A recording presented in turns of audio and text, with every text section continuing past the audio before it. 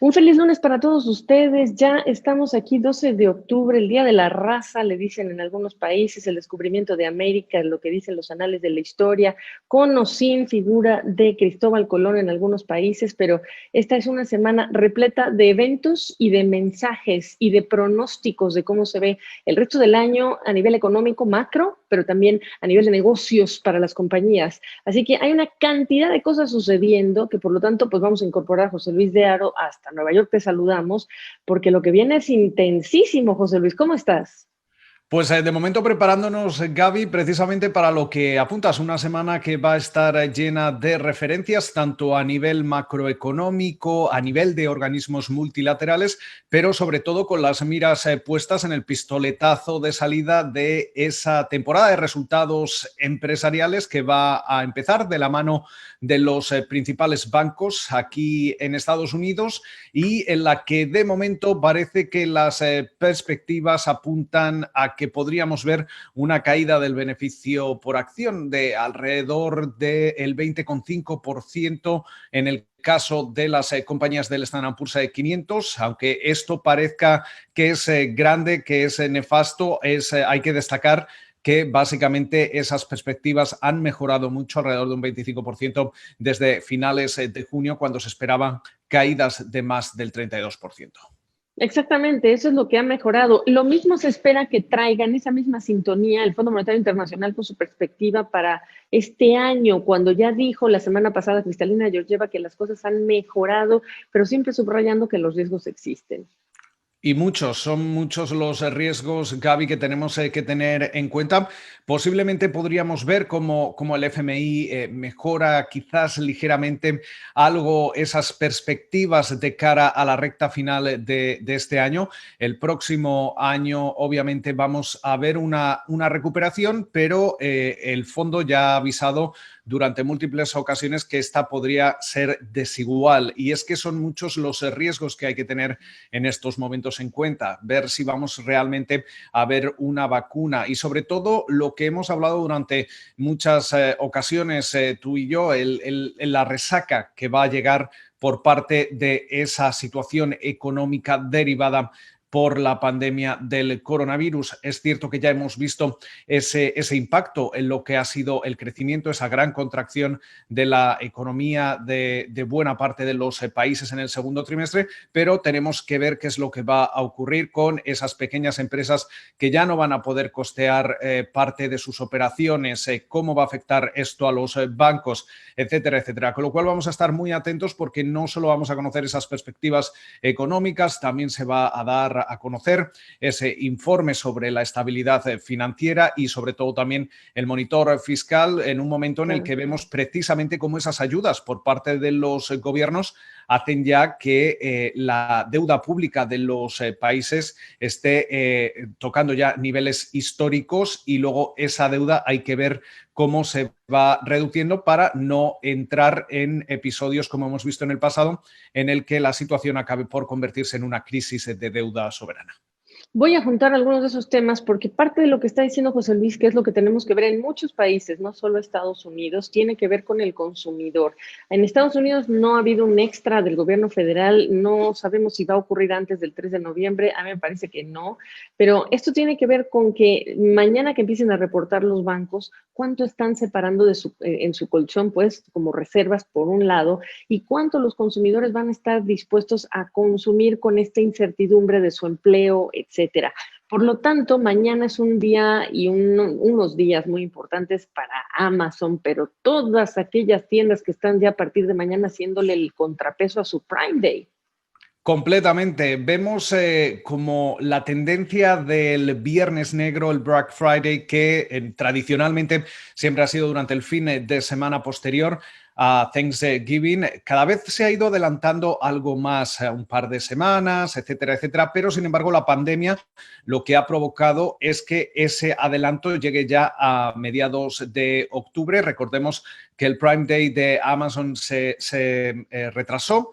Normalmente solía ser en el mes de julio, si no me equivoco. Entonces, esta situación lo que hace es que a partir de mañana vamos a ver primero esa oleada de rebajas por parte de Amazon y su Prime Day, pero no solo Amazon. Tenemos que tener en cuenta que esta semana Walmart, Target, Best Buy también comienzan a lanzar esa temporada de rebajas porque, dadas las circunstancias, han tenido que ampliar esa temporada de descuentos y demás para poder básicamente equilibrar lo perdido durante el año, asegurarse que el consumidor tiene tiempo suficiente precisamente para planear sus compras, etcétera, etcétera, en un momento en el que, aunque no veamos ese estímulo fiscal antes de las elecciones del próximo 3 de noviembre, hay pros y contras. Los contras, básicamente, todavía tenemos más de 11 millones de personas que están cobrando ayudas por desempleo. Tenemos que tener en cuenta que esas reducciones, las reducciones adicionales a las ayudas desde finales del mes de julio, pero también uno de los pros o de los factores positivos es que la pandemia ha forzado al consumidor estadounidense a ahorrar. Entonces, básicamente es ahora cuando vamos a ver si realmente se demuestra que el consumidor va a sacar músculo y va a utilizar esos ahorros para las compras y para aprovechar esas rebajas. De momento, las perspectivas, Gaby, sobre lo que podría ser esa temporada de compras navideñas no están siendo demasiado nefastas. De hecho, se habla de un crecimiento que podría rondar entre el 1%, el 2%, y eso, si realmente se cumple, sería bastante bueno, dadas las circunstancias que hemos visto este año. Por supuesto, en el tema del consumidor y lo que han ahorrado, eso es muy importante. No todos los países pueden presumir de consumidores que tienen en este momento esta situación tan poderosa. Y en el tema del crecimiento económico, bueno, pues también recordarle a la gente que China es el único país que este año entenderíamos estaría reportando positivo crecimiento, al fin y al cabo, crecimiento. Y esa tasa de ahorro también, como dice José Luis, nos hace preguntarnos cuánta gente va a estar dispuesta pues a meter ese dinerito en un solo producto como el iPhone 12 mañana también, ese es el tema. Completamente, y además un producto que no es barato y tendremos que ver realmente los distintos modelos que va a presentar la de Cupertino. Ese es un evento esperado, se habla de que podría ser la primera gran, básicamente el primer gran lavado de cara del iPhone de los últimos años, sobre todo pendientes de las capacidades que podrían tener algunos de estos modelos, sobre todo el acceso a redes 5G, en un momento en el que precisamente Apple se suma a ese adelanto de las rebajas de la temporada navideña, precisamente para intentar seducir al consumidor estadounidense en un momento en el que también tenemos que tener en cuenta los problemas o los retos que enfrenta también Apple a la hora de poder distribuir y tener la capacidad suficiente para poder cumplir con todos los pedidos que se vayan realizando de este teléfono, sobre todo de cara a las Navidades, ya que todavía hay problemas en lo que se refiere a las cadenas de suministro, con lo cual va a ser interesante el ver cómo se desarrolla esa última recta final del año para Apple, que junto con otras grandes tecnológicas, Gaby, han sido los que han estado realmente impulsando las subidas que hemos visto en la bolsa estadounidense. Tenemos que tener en cuenta que tanto Apple, Amazon, Facebook, Alphabet y Microsoft son los 5 valores que superan ya el 20% o suponen ya más del 20% del valor del Standard & Poor's 500, con lo cual cualquier movimiento al alza o a la baja dicta cuál es el rumbo de este indicador. Así es, pues esta es la semana que será recordada como la semana del no debate y sí de lo que serían los town halls, es decir, ya no habrá debate porque es virtual y al presidente Trump no le gustó la idea y quedó cancelado este formato para este segundo de 3 debates que hay. Lo mismo que hoy, que por cierto no hay café a las 9 de la mañana, café CNN, justamente porque ya comenzó en el Senado lo que es esta audiencia para confirmar a la nominada del presidente Trump, pues para lo que es el cargo en la Suprema Corte de Justicia.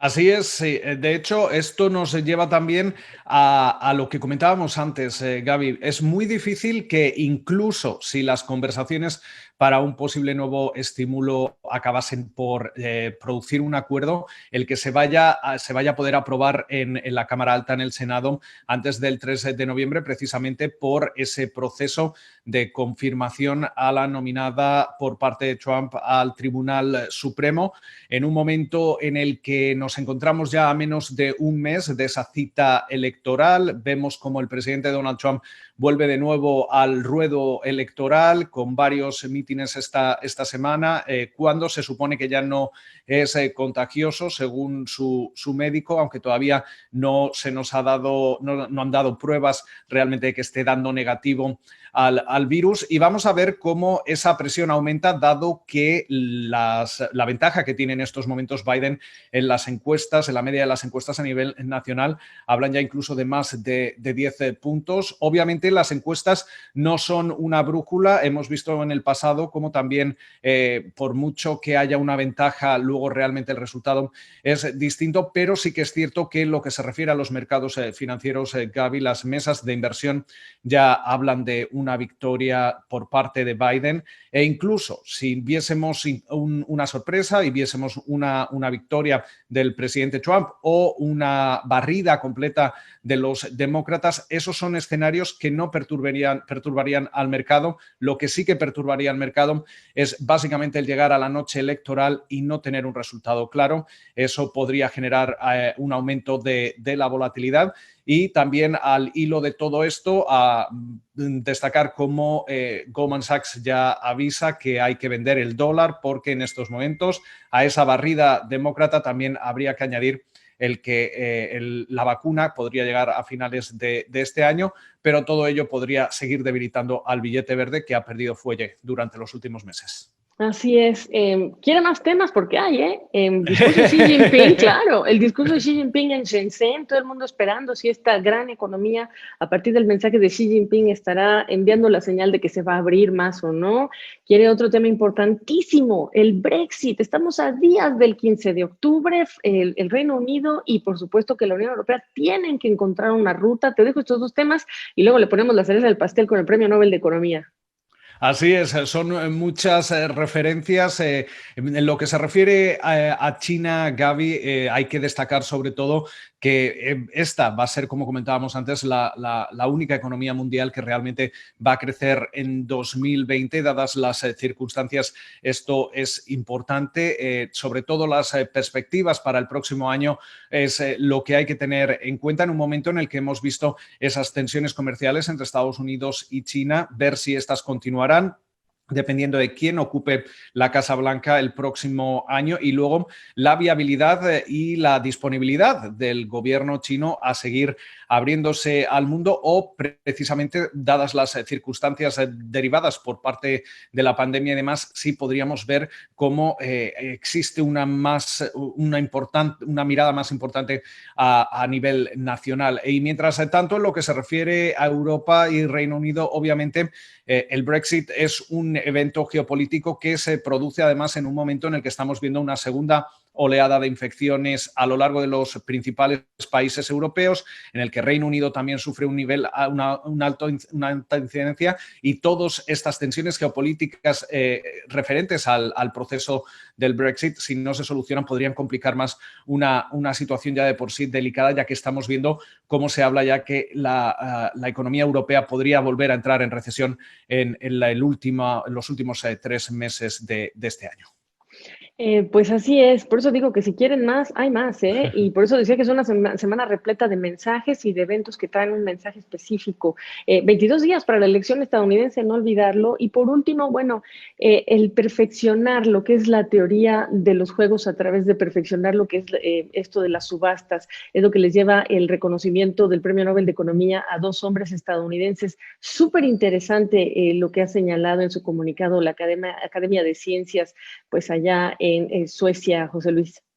Así es, la teoría de las subastas es importante, porque lo podemos aplicar a múltiples situaciones en nuestra vida cotidiana, en los mercados, en múltiples sectores, y hay que dar la enhorabuena a los galardonados. y sobre todo estar pendientes ahora a cómo abre Wall Street, Gaby, ya que en estos momentos parece que los tres principales indicadores estarían operando relativamente al alza. Veremos a ver si esta semana sigue teniendo un balance positivo como la anterior. Recordemos que la semana pasada cerrábamos la mejor desde el mes de agosto y con todos estos retos por delante tendremos que ver si los inversores siguen manteniendo ese pulso y optando por las subidas de cara ya a finales de año. Efectivamente, pues nada, dar los nombres nada más para tenerlos, recordarlos. Robert Wilson, Paul Milgrom, dos hombres que en el comunicado, bueno, además ambos basados en Stanford, la Universidad de Stanford, pues habla de nuevos formatos de subastas, incluso algunas que tienen que ver con subastas del espectro radioeléctrico. En un caso se habla de uno de estos expertos hablando de cómo una persona en una subasta tiene un comportamiento determinado y no solamente para lo que son las subastas de espectros radioeléctricos, sino para todo tipo de subastas. Así que son mejoras en las teorías de subastas, que es parte de la teoría de juegos, lo que hace que Wilson y Milgrom ganen esto, porque no solo aclaran cómo funcionan y por qué los postores se comportan de una u otra forma, sino también reformulando las subastas. El día de hoy no abre el mercado de bonos por ser este día, pues el día del 12 de octubre, algunos descubrimientos de América le dicen, otros ya dicen el día, pues como le decía yo, el Día de la Raza, decimos en México, exacto, y te cuento que en México, bueno, pues no está ya lo que sería la estatua, la imagen de Cristóbal Colón en una de las avenidas en donde estuvo por muchos años, la Avenida Reforma. Te quiero mandar un abrazo, te quiero agradecer siempre y estamos en comunicación esta semana, José Luis. Lo mismo, Gaby, pasa muy buena semana.